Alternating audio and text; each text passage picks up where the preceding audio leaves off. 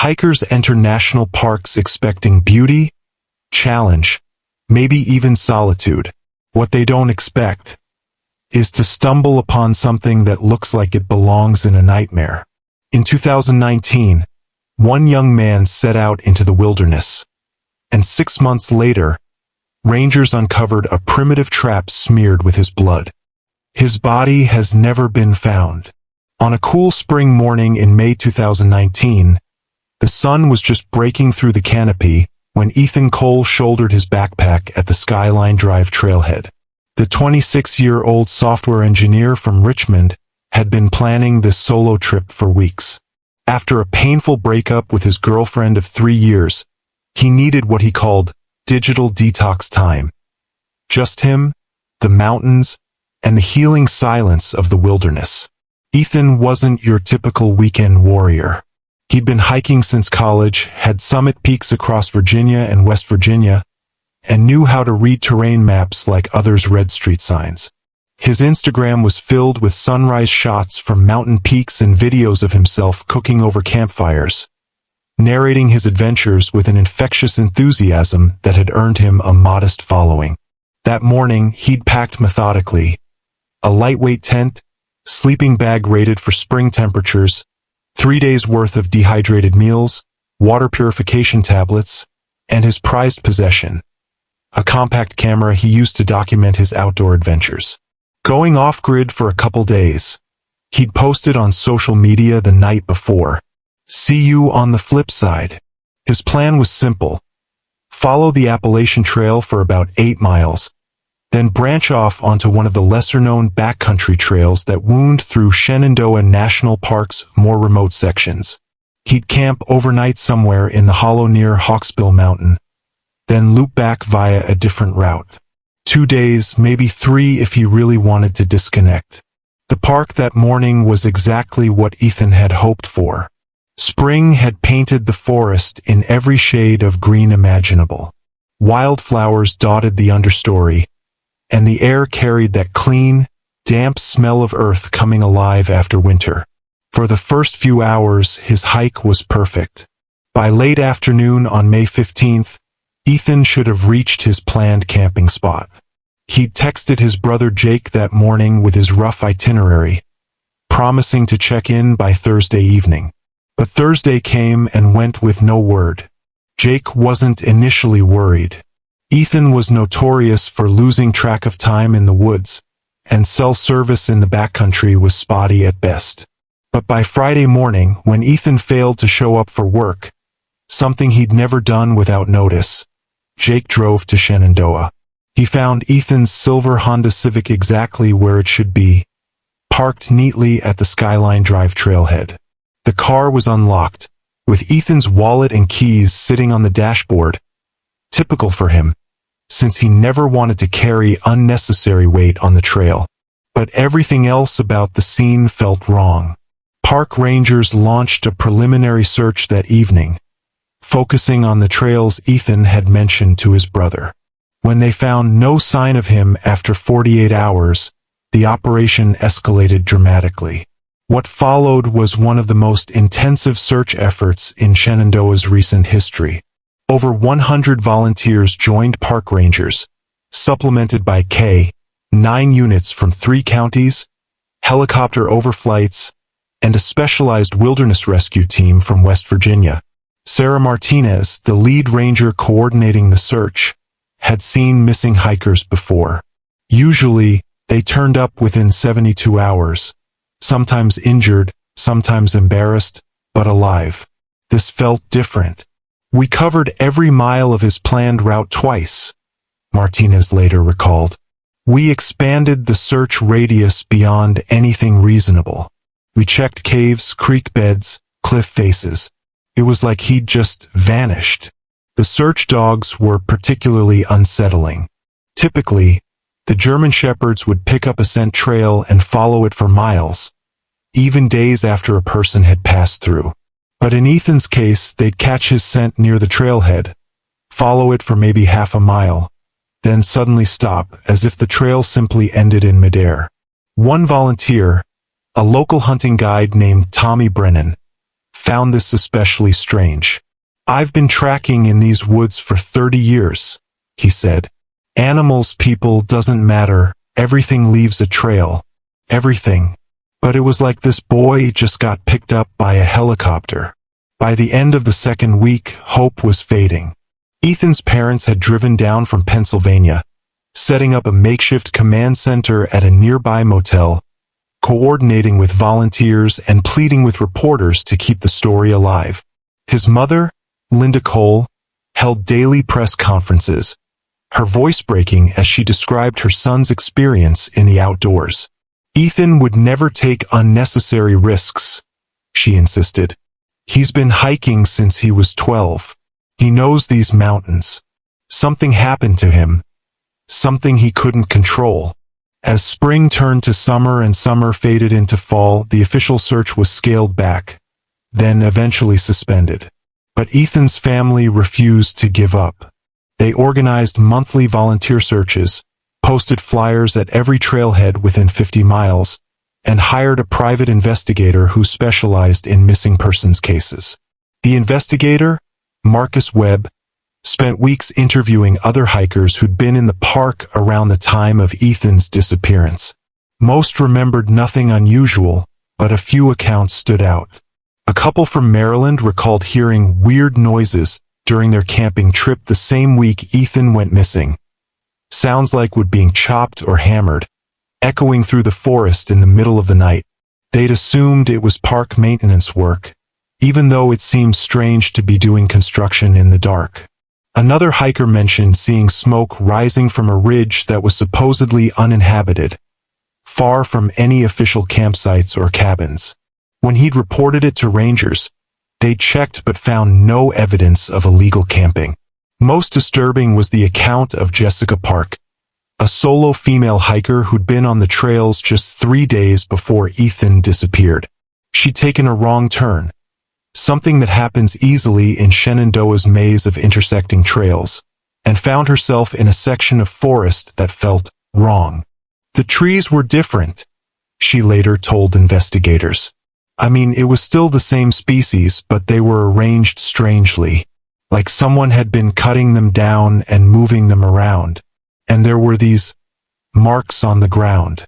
Not normal animal tracks, like drag marks, but in patterns." She'd felt so unsettled that she'd backtracked immediately, not stopping until she reached the main trail. Looking back, she wondered if she'd stumbled into the same area where Ethan met his fate. November in Virginia's mountains is a time of stark beauty. The autumn colors have fallen, leaving the forest bones exposed. A landscape of gray trunks and brown earth that can hide secrets for months suddenly laid bare. It was during this season of revelation that Ranger David Kim made the discovery that would turn a missing person case into something far more sinister. Kim was conducting a routine boundary survey in a restricted section of the park, an area so remote and difficult to access that it rarely saw visitors. The terrain was rough, crisscrossed by ravines and thick with deadfall from decades of storms. It was the kind of place where even experienced hikers wouldn't venture without GPS and a very good reason. He was checking coordinates on a topographical map when he caught a whiff of something that didn't belong. Not the clean decay of autumn leaves, but something more organic and unsettling. Following the smell, he pushed through a stand of mountain laurel and stopped dead. What he found defied immediate comprehension. In a small clearing, partially hidden beneath a careful arrangement of fallen branches, was a structure that looked like it belonged in a medieval torture chamber, not a national park. The trap, and there was no other word for it, was roughly circular, about 8 feet in diameter. Logs had been lashed together with what looked like paracord and wire, forming a crude cage. But it was the interior that made Kim's blood run cold. Dozens of sharpened stakes had been driven into the ground at various angles, their points worn smooth and dark with stains. Along the perimeter, more spikes protruded inward from the log walls, some carved from hardwood branches, others made from what appeared to be salvaged metal tent stakes, all filed to lethal points. Kim was a 20-year veteran of Park Service, but his hands shook as he called for backup and began photographing the scene. This wasn't the work of animals or weather. Someone had built this thing deliberately, methodically. Someone had been hunting. Within hours, the scene swarmed with investigators. FBI agents from the Richmond field office arrived by helicopter, followed by forensic specialists and a crime scene unit that normally worked urban homicides, not wilderness mysteries. The evidence they uncovered painted a terrifying picture. The blood on the stakes wasn't old. DNA analysis would later confirm it belonged to Ethan Cole. But it wasn't just blood. Forensics found fragments of fabric snagged on the wooden spikes, pieces that matched the clothing Ethan had been wearing when he disappeared 6 months earlier. His backpack, or what remained of it, was found about 50 yards away, hidden under a pile of rocks and decomposing leaves. Most of the contents were missing or damaged beyond recognition, but investigators recovered his water bottle, still containing his fingerprints and fragments of his trail map. Most haunting of all was the discovery of his camera, the device he'd used to document every adventure. It was found wedged between 2 rocks in a nearby creek bed, its casing cracked and filled with sediment. The camera itself was beyond repair, but the memory card was missing. Someone had removed it deliberately.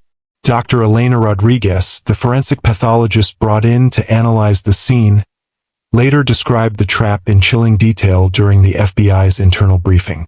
"This wasn't a random construction," she explained.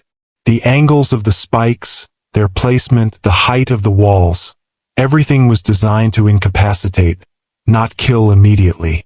This was built by someone who understood anatomy, who wanted to ensure their victim would be trapped but alive." The psychological profile that emerged was even more disturbing. According to Dr. Michael Hassan, a criminal psychologist who consulted on the case, the trap represented a level of premeditation and sophistication that suggested they were dealing with someone who had done this before. "Building something like this requires time, planning, and privacy," Hassan noted. "This person has been in these woods for months, maybe years. They know the terrain, the patrol patterns, the areas where they won't be disturbed. And the fact that they removed the memory card suggests they're interested in documentation, trophies." The FBI investigation that followed was exhaustive and deeply unsettling. Agents combed through decades of missing person reports from national parks across the eastern seaboard, looking for patterns. What they found was a troubling constellation of disappearances. Hikers, campers, and hunters who had vanished without a trace in remote wilderness areas from Georgia to Maine. Not all of these cases were connected. People disappear in the wilderness for many reasons, most of them tragically mundane. But a handful shared disturbing similarities to Ethan's case. Experienced outdoorsmen vanishing in areas where they should have been found, searches that ended without explanation, and most tellingly, occasional discoveries of primitive structures in remote locations. Agent Patricia Wong, who led the federal investigation, became convinced they were dealing with someone who had been active for years, possibly decades. "This isn't someone's first time," she told the task force. "The sophistication of the trap, the knowledge of the terrain, the ability to operate undetected. This is someone who's been perfecting their methods." But despite months of investigation, interviews with hundreds of park visitors and locals, and extensive forensic analysis, no arrests were made. The perpetrator seemed to have vanished as completely as their victim. The closest investigators came to a break was the discovery of additional primitive structures in remote sections of the park. Over the following year, rangers found 3 more crude shelters and what appeared to be food caches hidden in locations that required expert wilderness knowledge to access. But whoever had built them seemed to have abandoned the area after Ethan's disappearance made headlines. The discovery of the trap fundamentally changed how people thought about Shenandoah National Park. What had once been seen as a sanctuary of natural beauty became, in many minds, a place where something monstrous lurked in the shadows. Hiking groups began organizing differently, with new emphasis on traveling in groups and staying on marked trails. Solo hikers, especially, reported feeling watched when venturing into the backcountry. The Park Service increased ranger patrols and installed additional emergency communication devices at remote trailheads, but couldn't shake the sense that they were dealing with forces beyond their experience. Local businesses that had thrived on outdoor tourism saw a notable decline in visitors, particularly solo travelers and backcountry enthusiasts. Even experienced hikers who continued to visit the park found themselves looking over their shoulders, studying the treeline for signs of surveillance, listening for sounds that didn't belong. Marcus Hendricks, owner of a gear shop in nearby Luray, watched his customer base change dramatically. "People still come hiking," he said, "but they're different now, more paranoid. Everyone wants GPS beacons. Everyone wants to know about the safest trails. The joy's gone out of it, you know? There's this constant fear that something's out there watching." The psychological impact on Ethan's family was devastating. Linda Cole became obsessed with the idea that her son might still be alive somewhere, held captive in the wilderness. She organized monthly searches that grew smaller each time, eventually consisting of just her and a few dedicated volunteers combing through areas that had already been searched dozens of times. "I keep thinking about that missing memory card," she told reporters a year after the discovery. "Someone took it for a reason. Someone wanted to see what Ethan recorded. Maybe he got footage of them, maybe he's still out there." Her husband, Robert Cole, took a different approach, channeling his grief into advocacy for wilderness safety. He lobbied for increased funding for park security, better communication systems in remote areas, and more thorough background checks for park employees and volunteers. 5 years later, the Ethan Cole case remains one of the most disturbing unsolved mysteries in National Park Service history. The questions it raised continue to haunt investigators and the public alike. Who built the trap and how long had they been operating in the park? The sophistication of the construction suggested someone with both wilderness skills and a deep familiarity with the terrain. Was it a drifter who had been living off-grid in the backcountry for years? A local with intimate knowledge of the park's remote areas? Someone with military or survival training who had snapped and turned their skills to darker purposes? Why was Ethan targeted? Was he simply in the wrong place at the wrong time, or had he been specifically chosen for some reason? The missing memory card suggested that his capture might have been recorded, but for what purpose? Was this about trophies, documentation, or something even more sinister? Most troubling of all, were there other victims? The sophisticated nature of the trap suggested this wasn't a first attempt, and the careful removal of evidence indicated someone who had learned from experience. How many other hikers might have met similar fates in the decades before Ethan's disappearance brought scrutiny to the park's remote areas? Even now, rangers and hikers in Shenandoah National Park report strange encounters in the backcountry. The most common are sounds that don't belong. The rhythmic pounding of hammers echoing through valleys where no construction should be taking place, the distant sound of wood being split in the dead of night, and most unsettling of all, what some describe as whistling or calling that seems to move through the forest, as if something is trying to attract attention. Ranger Lisa Thompson, who joined the Park Service 2 years after Ethan's disappearance, experienced one such encounter while conducting a night patrol in the restricted area where the trap had been found. It was around 2 a.m., completely quiet except for normal forest sounds, she recalled.